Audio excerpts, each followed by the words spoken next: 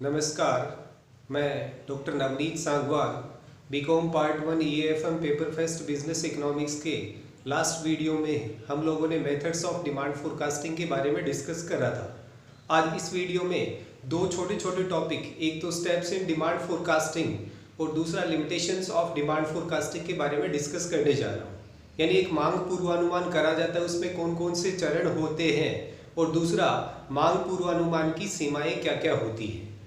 इसमें स्टेप्स की बात करें तो वो स्टार्ट होता है डिटर्मिनेशन ऑफ ऑब्जेक्टिव्स, यानी उद्देश्य हैं उनके निर्धारण से डिमांड फोरकास्टिंग है वो स्टार्ट होती है।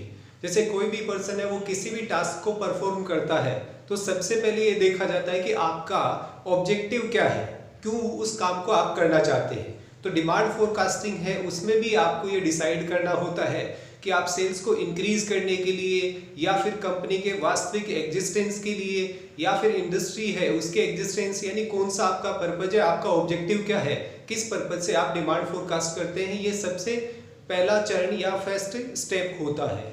फिर सेकंड इसमें आता है डिटर्मिनेशन ऑफ पीरियड, अवधि का निर्धारण। यानी डिमांड फोरकास्ट है वो एक वीक के लिए करा जा रहा है, या 1 मंथ के लिए करा जा रहा है, या 6 मंथ्स के लिए करा जा रहा है, या 1 ईयर के लिए करा जा रहा है, या 5 ईयर्स के लिए करा जा रहा है। पहले आपके ऑब्जेक्टिव सेट हो जाते हैं तो उसके बाद में आपको टाइम ड्यूरेशन है उसको डिसाइड करना पड़ता है। फिर थर्ड स्टेप आता है इसमें डिटर्मिनेशन ऑफ स्कोप, क्षेत्र का निर्धारण। यानी आपका जो डिमांड फोरकास्ट आप कर रहे हैं उसका टोटल कवरेज एरिया कितना होगा। डिमांड फोरकास्ट है उसका स्कोप क्या होगा कि आप सर्वे कर रहे हैं तो कितने पर्टिकुलर एरिया में, एक सिटी में कर रहे हैं, या फिर एक डिस्ट्रिक्ट में कर रहे हैं, या एक स्टेट में कर रहे हैं, या एक पर्टिकुलर कंट्री में कर रहे हैं, या वर्ल्ड वाइड कर रहे हैं। तो आपका फर्स्ट में ऑब्जेक्टिव डिटरमाइन होता है, फिर उसका टाइम ड्यूरेशन डिसाइड हो गया। थर्ड स्टेप आपका पर्टिकुलर स्कोप उसका फाइंड आउट करना होता है। फिर नेक्स्ट फोर्थ स्टेप इसमें आता है determination of determinants of demand, मांग के जो निर्धारक तत्व हैं उनका निर्धारण करना। यानी डिमांड है वो उसको प्राइस डिटरमाइन कर रही है, या फिर लोगों की पर कैपिटा इनकम है वो डिटरमाइन कर रही है, या उनकी डिस्पोजेबल इनकम डिटरमाइन कर रही है, या फिर उसके साथ में दूसरे सब्स्टिट्यूट गुड्स हैं वो डिटरमाइन कर रहे हैं, या फिर एडवर्टीजमेंट या प्रमोशनल एक्टिविटीज हैं उनकी क्या क्या इम्पैक्ट है वो इन पर आ सकते हैं। तो ये सारे फैक्टर्स जो डिमांड को डिसाइड करते हैं या डिटरमाइन करते हैं, वो सारे फैक्टर्स कौन कौन से होते हैं ये आपको फोर्थ स्टेप में आके देखना होता है। फिर नेक्स्ट आता है कलेक्शन ऑफ डेटा, आंकड़ों का संग्रहण या आंकड़ों का संग्रह। अब आपने ये डिसाइड कर लिया, फिर टाइम ड्यूरेशन भी डिसाइड कर लिया, एरिया भी डिसाइड कर लिया, फिर उसके बाद में आपको क्या करना होता है कि जो भी इससे रिलेवेंट इंफॉर्मेशन होती है, जो स्टैटिस्टिकल डेटा होते हैं, सांख्यिकी आंकड़े होते हैं, वो आपको कलेक्ट करने होते हैं। जैसे प्रीवियस ईयर है उसके अंदर पर्टिकुलर फर्म है उसके क्या सेल्स रही है, या कितनी डिमांड प्रोडक्ट की रही है, या फिर कंपनी के जितने भी प्रोडक्ट आते हैं उनकी डिमांड कितनी रही है, लास्ट 5 ईयर्स में या लास्ट 10 ईयर्स में डिमांड के क्या डेटा रहे हैं एक फर्म के रेफरेंस में। फिर देखा जाता है उस पर्टिकुलर इंडस्ट्री है उसकी क्या इंफॉर्मेशन आपके पास में अवेलेबल है, फिर कौन से स्टेट में कितना है या पर्टिकुलर कंट्री में कितना है, तो उससे रिलेवेंट ऑल स्टैटिस्टिकल डेटाज हैं उनको कलेक्ट करा जाता है। फिर नेक्स्ट आता है नेचर ऑफ प्रोडक्ट, वस्तु की प्रकृति क्या है। यहाँ पर इन जनरल कमोडिटी या प्रोडक्ट है उसकी जो नेचर आती है वो 2 टाइप की होती है। एक तो जो पेरिशेबल प्रोडक्ट्स होते हैं, नाशवान प्रकृति के जो वस्तुएं होती हैं, और दूसरे ड्यूरेबल गुड्स होते हैं जो टिकाऊ वस्तुएं होती हैं। तो आप जिस पर्टिकुलर प्रोडक्ट का डिमांड फोरकास्ट करना चाहते हैं उसका नेचर क्या है, वो पेरिशेबल आइटम है तो डेफिनेटली वेरी शॉर्ट पीरियड के लिए डिमांड फोरकास्ट करना होता है, और ड्यूरेबल गुड्स है तो उस केस में लॉन्ग टर्म में आपको डिमांड फोरकास्ट है वो करना होता है।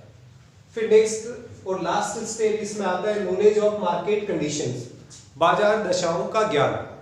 यानी रियल मार्केट में, इकोनॉमी में क्या चल रहा है, उन सारे फैक्टर्स हैं उनका आपके पास में नॉलेज होना चाहिए कि कौन से टाइम पर इकोनॉमी में स्लो डाउन चल रहा है, या इकोनॉमी बूम पर है, या इकोनॉमी है वो रिकवरी स्टेज में है, या फिर लोगों की इनकम इंक्रीज हो रही है या नहीं हो रही है, एम्प्लॉयमेंट की क्या सिचुएशन है। यानी मार्केट के जितने भी दूसरे कंस्टेंट्स होते हैं उन सब का आपको फाइनली नॉलेज होना चाहिए। ये सारी प्रोसीजर कंप्लीट करने के बाद में एक्चुअल में डिमांड फोरकास्ट है वो करा जाता है। फिर उसमें टाइम टू टाइम उसका रिव्यू करा जाता है अगर आपने लॉन्ग टर्म के लिए करा है तो, और रिव्यू करने के बाद में कोई करेक्शन है तो करेक्शन अप्लाई करने के बाद में अगेन डिमांड फोरकास्ट करा जाता है। तो ये तो सारे स्टेप्स हैं इन डिमांड फोरकास्टिंग। फिर उसके बाद में आती है लिमिटेशंस क्या क्या होती है डिमांड फोरकास्टिंग की, जिसमें सबसे पहला आता है अजम्पशंस, मान्यताएं। इकोनॉमिक्स में जितने भी टॉपिक आते हैं ऑलमोस्ट सभी में कुछ ना कुछ अजम्पशंस है वो लेकर के चला जाता है। जैसे यहाँ पर अजम्पशन आपकी ये रहती है कि मान लीजिए आपने ये अज्यूम करा कि इकोनॉमी में नेक्स्ट 6 मंथ्स में कोई बड़े चेंज नहीं आने वाले हैं, और वास्तव में पता चला कि फरवरी में जो बजट आना है उसमें बड़े चेंजेस आपको देखने को मिल जाते हैं। तो जो अजम्पशंस लेके चली जाती हैं वो अजम्पशन हमेशा करेक्ट होगी, कोई ज़रूरी नहीं है, और उस केस में जो प्रेडिक्शन या फोरकास्ट आपने करा है वो एज इट इज़ अप्लाई होगा, ये कोई ज़रूरी नहीं होता है। फिर नेक्स्ट आता है लैक ऑफ एग्जैक्टनेस, सत्यता का अभाव। जो चीज़ अजम्पशन बेस्ड होती है वो 100% करेक्ट होगी ये कोई नहीं कह सकता। इट मीन्स जो आप प्रेडिक्शन कर रहे हैं या फोरकास्टिंग कर रहे हैं उसमें हो सकता है एग्जैक्टनेस है उसकी कमी देखने को मिल जाए। नेक्स्ट आता है एक्सपेंसिव, खर्चीला। अब जैसे बायर का जो बिहेवियर है या बायर का इंटेंशन है उसके सर्वे के रिगार्डिंग मेथड आपने चूज करा है तो उस केस में डेफिनेटली आपकी ह्यूज अमाउंट उस पर स्पेंड होने वाली होती है, क्योंकि आपकी पूरी सेल्स टीम या सर्वेयर है वो मार्केट में जाएंगे, लोगों से इंटरेक्शन करेंगे, तो उनके ट्रैवलिंग से रिलेटेड और उनके डीएनएस अलाउंस और दूसरे आपके जो डॉक्यूमेंट के एक्सपेंसेस हैं वो होने वाले होते हैं आपके पास में।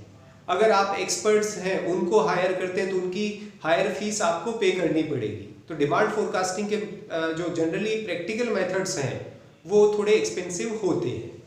नेक्स्ट है इसमें केयरफुल यूज, सतर्कता पूर्वक या सावधानी से प्रयोग। जो भी डेटा आपने लिए हैं एज इट इज वो कभी अप्लाई नहीं हो सकते हैं, तो डेफिनेटली जब आप उनको यूज करें तो उस केस में आपको ध्यान रखना होता है कि डेटा फेक तो नहीं है, जो आपकी इंफॉर्मेशन है वो सारी रिलायबल होनी चाहिए, तो इनका यूज है वो केयरफुली करना चाहिए। और लास्ट अनट्रूथनेस, अविश्वसनीय, यानी इन पे पूरा भरोसा नहीं करा जा सकता। और सिंपल सा रीजन है, अजम्पशन बेस्ड चीज है, एग्जैक्टनेस की कमी है, खर्चे भी आपके हो रहे हैं, तो डेफिनेटली भरोसेमंद चीज आने के चांसेस है वो मिनिमम होते हैं।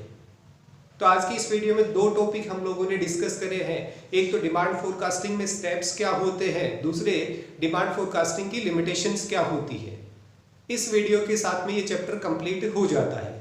नेक्स्ट वीडियो में एक नया चैप्टर स्टार्ट करेंगे, तब तक के लिए थैंक यू। जय हिंद, जय भारत।